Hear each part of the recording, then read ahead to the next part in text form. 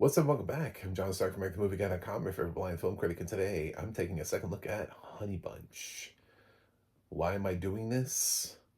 Because I'm being sponsored by Honey Bunches of Oats. No, but seriously, why am I doing this? It's a fun story. I hope you stick with me, but click subscribe before because I'm now in a position where I'm reviewing Honey Bunch outside of its initial window. I don't know how many people are stoked about that. And this is going to be my permanent review on the channel of it instead of the one that was there previously. So, what had happened was I reviewed Honey Bunch as it was made available to me without audio description because, like everything is, that I can request it till the cows come home, and rarely do I ever get it. I'm Sometimes it means I never get a screener. They're like, oh no, don't give it to the blind guy. Like I get ghosted so many times when I ask for screeners. It's hilarious. But Honey Bunch, it's all pointless because it's like y'all are gonna come to streaming anyway and VOD, and it's just like, do you really want to start off on a bad footing with me? So Honey Bunch was on AMC Plus anyway, slash Shutter. I was able to review the film. Did not have audio description because their service does not support it because the blind community is not of importance to AMC networks, and by extension, every brand they have. So if it was, they would have audio description on their service. So I know they're like, well, you don't know that for sure. It's like, I do know that because of the way that you treat our community. If we were a priority, you would have audio description for all of the things that you create audio description for. It's just logic. Anyway, so I had a rotten review for Honey Bunch, which is at like 90 something percent on Rotten Tomatoes. And um, somebody reached out to me from the company and they were like, hey, we saw your review, and while you're entitled to your opinion, we just want to let you know we do have a copy of the film available with audio description. And I was like, "Por qué?" Uh, First of all, IFC slash Shutter has been really bad about giving me any audio description previously. Everything I've ever watched from them that a publicist has ever reached out to me to pre-screen has not come with audio description. Doesn't matter. I've gotten so many different screeners from them. They do all of these for your consideration things. They did like a mid-year one, and then they did like later in the year. I saw The Plague in like October. Um, I got an advance on Good Boy, but my review of it, my first review of it, which is down now because I eventually saw it with audio description, was just to like encourage people to make sure they see it with audio description because I didn't know how long it would be available with audio description. And it's a pointless film to try to watch without audio description, as I did, as I do so frequently for you guys. So this guy reached out, and of course, my thing was like, sure, I'll watch it again because I'd watch any film again if given the audio description track for a film I didn't have audio description for. Um, but it's not on me. Like, I don't feel like it's my job to track down all the audio description tracks. I ask for it, and then there are plenty of methods for you to be able to put it on. Like Disney currently doesn't have, at least as of my recording, has movies on their own streaming service that they released last year theatrically. Ella McKay and Bruce Springsteen, Deliver Me From Nowhere, that do not have their existing audio description tracks on their own streaming service. So that's not my fault. That's their fault. Um, so the gaps in audio description are on the companies to fix, not mine. And so he reached out to me, and I'd love to be able to keep this contact going. So, of course, yes, I'll re-review Honey Bunch. I watched it a second time. Grace Glowicki, Ben Petrie, Jason Isaacs. And it does have audio description done by Diffuse. It's that female narrator voice that's on like everything that I don't know if she's human or if it's an AI voice that's just overused. Um, Trying to figure that out because if she's human, she gets a lot of work. Like she's on a lot of things, but she never works with a good company. Like she always works with the companies that are like, I don't know, you know. I get little bursts of greatness from her though. Every once in a while she finds something that just really works. And this film has that. Honey Bunch is one of the better things that Diffuse has written. I'm not a huge fan of their audio description. I would put them in the bottom ranks of the companies. But there's some stuff here having to do with things that Grace Glowicky's character just sort of sees that are gone and not there, that it, you know, um, my initial review leaned a lot on how, I was comfortable giving it a rotten score because a lot of times with horror movies with audio description, what I'm missing is gore. And for me, gore is not a thing that I would be like, oh, that was so gory. Fresh. It's not my style. I like the story. I'm here for the story. I'm here for the characters. Body horror, gore, that kind of stuff is not going to just float you fresh. Maybe for some people, like they look at gore first, then story second, and character development third, and whatever. Cool. I don't write for Bloody Disgusting, so that's not my job. Um, but yeah, I wanted the plot, and the plot is pretty simple. We meet Homer, who is taking his girlfriend slash partner, played by Grace Glowicki. Homer's played by Ben Petrie, into this facility so that she can get her memory back because she was in some sort of an accident. We don't really know yet at the beginning what to the full extent. Just that she suffered almost like total memory loss, and this facility is supposed to help her regain her memory. And she also is like she's walking with a limp, and she has like a cane and stuff, so she's getting her strength back anyway, like still healing from the accident. And her boyfriend seems super doting. We see some stuff from them in the past. I liked the little joke. I knew I would remember his name was Homer. I can't remember anybody else's name in this movie. But they make a joke about the Odyssey. There's a moment where she's like, what am I, Odysseus? And I was like, oh, I get it, because his name is Homer. So we're going to make an Odyssey joke. Cool. Love it. Um, so, uh, yeah, she ends up going in and she has to go through the process, and she sees things that are there but they're not there, but they're there but they're not there, like people she doesn't recognize who are walking around. She's like, I saw a woman in the woods. One of those movies where she feels like she's slowly getting insane.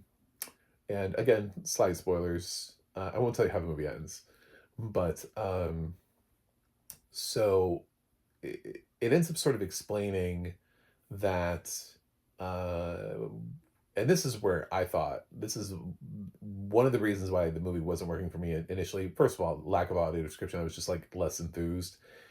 Basically, anytime you're giving audio description to anything, you're going to gain some points.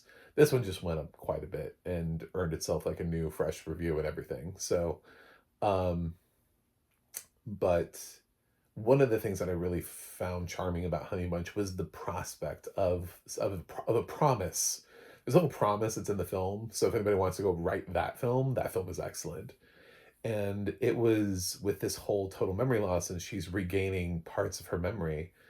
There's this Irish nurse who like runs the facility, and she says something about how the memories come back, but you can't control which ones come back when.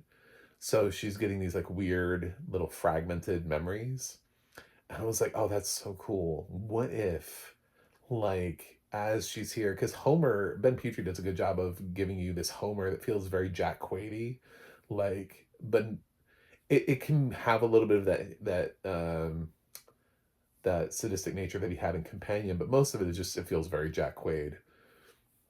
And so kind of goofy, likable, affable, whatever.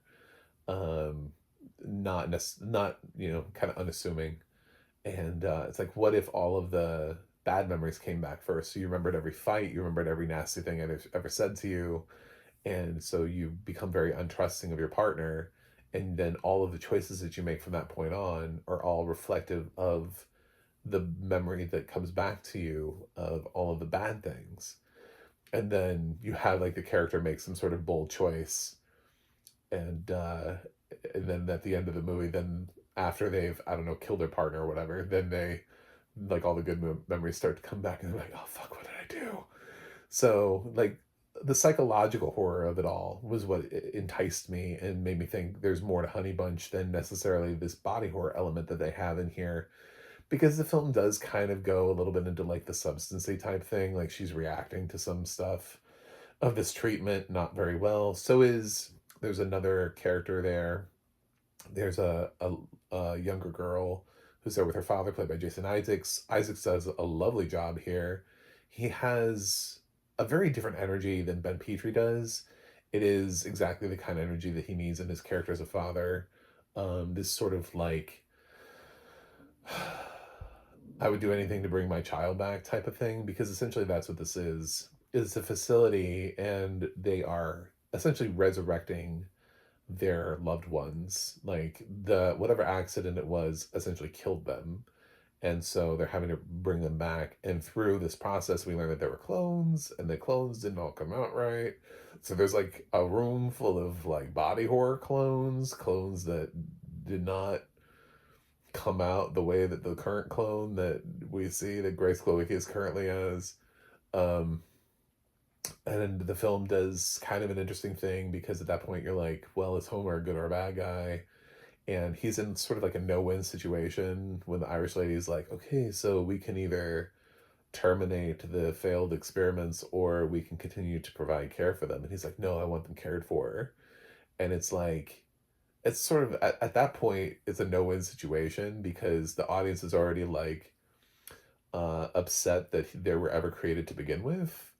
Um, but at the same time, if his answer had been, yeah, kill him, you would have been like, oh, what's up with that guy? You know, like, now he's just going to discard them.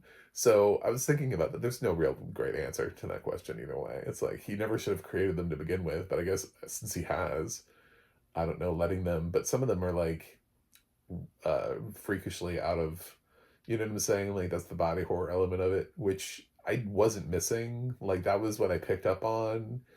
Oftentimes when I review films, I listen to or read other reviews done by other people to see what it is that I'm missing. And that was an element that I clocked in a review, that there is that there, because I sensed it. I could hear kind of those like voices, gurgling voice, you know, like voices that sound like non-human. Um, I was like, well, this is not going to be something. This is not a big. I kind of get what you're trying. I pick up what you're putting down, and but there's something about the audio description that really brought in the tense, the moments, the little things that she was seeing that weren't really there. It really enhanced. One of my favorite things about the first time I went through the film was Grace Klowicki, and obviously she did an incredible job. Like, as of March, I would say she's my favorite actress of the year thus far. Um, not a huge bar, considering we're not even at the end of March, but as of now, I would say she's my favorite actress performance of the year thus far. We have a whole year to go, so she could end up being not even remotely in my final 10 of the year. Don't, don't take that to to me. To me, I've got her on my. But I guess, I mean, if I ended up not watching that many films, I'm at like 40 right now for the year, so it's not a bad statistic. Um, yeah, I think the audio description does an excellent job of sort of highlighting her performance and her choices, and that's kind of what helped. It rounded her out better. It rounded out Jason Isaacs. He has this sort of like haunted persona to him that I really liked, and the daughter that he has with her. I thought she was lovely. Everybody here does great work, and there is sort of this disconnected feel that comes through in these like memory gaps, and um, the audio description did make a difference. It is diffuse, and I think they actually came through on this, which is rare for them, because rarely do they come through. Uh, it's like such a gamble with them. They're like like a 1 in 10. This was their one, so they made one solid audio description track. They'll make nine that are not. Um, yeah, so the whole thing kind of worked out better. I have no idea how you're going to get the audio description track if you're part of the blind low vision community. I don't even know where this film is. I'd love to be able to share it with you, but I know that that they would not like that. I hope it'll be available on demand. I know sometimes, because I've talked to my other blind film critics, and they're like, "Well, can you?" I'm like, "We're really not supposed to share screeners, so no." And the best thing that I can say is a lot of times these titles end up porting to Hulu afterward. And through that, sometimes they get their audio description ported. I've seen a lot of IFC slash Shutter titles that have gone through to Hulu with audio description. Not all of them, which is sort of the gamble. So I've now I might be one of the only people to ever see this film, but I can't say that that's not true of some other films that I've reviewed. There was a documentary that I reviewed in 2024 that I was thinking, man, because I didn't get it through on my first screener and it was flopping around film festivals. And I was like, the chance that this is going to be pushed through with this audio description track to a VOD service, it doesn't have a major distributor. I don't know where it's going to land. I might be the only person to really ever hear this track, except for the handful of people who show up to a film festival screening. So I don't know who's going to hear these tracks because AMC Networks isn't really caring that much about making sure people hear them. But I have to be fair to Honey Bunch because it's not the film's fault that it has this distributor. That's why I always have to be fair to the film and the director and the actors and everything. And I try not to ever be like, well, the film's being distributed by Neon. Nah. I can bitch about the distributor, but it's not going to affect my grade. So Honey Bunch bumped up. No longer is it a rotten film. It is moving up to a fresh, say 7.7 out of 10. I thought it was a lot better. Could it go further? Yeah, I think that's the thing is that they tapped into a great idea here, but um, I'd argue there's more. And the fact that I want more from your film is great because originally I mean that was kind of my problem with the film in the first place was that I wanted more. And then I got more, but I still think I want more. Like I don't think I need the cloning aspect at all. I think there's something having to do here with the memory element and the psychological horror of it that I think you went the body horror route with the cloning because you felt like you needed to have gore. I disagree. I think, there are plenty of directors who have done some fantastic work in this field with very little violence and gore because they ratchet up the tension and they know how to do that. And you have the perfect film in which to do this with, and the perfect setup and the premise and everything. And you have plenty of scenes. I love the score to this. There are these like old timey songs in this. Everything is perfect. But there's still, I actually think this is a film where the gore slash body horror holds you back. Um, so, anyway, but yeah, it's a bump up. Yeah, it's not like a 10 out of 10, but it's a fresh score. 7.7 is not bad. Thanks for watching. Thanks for subscribing, and I'll see you guys on the other side.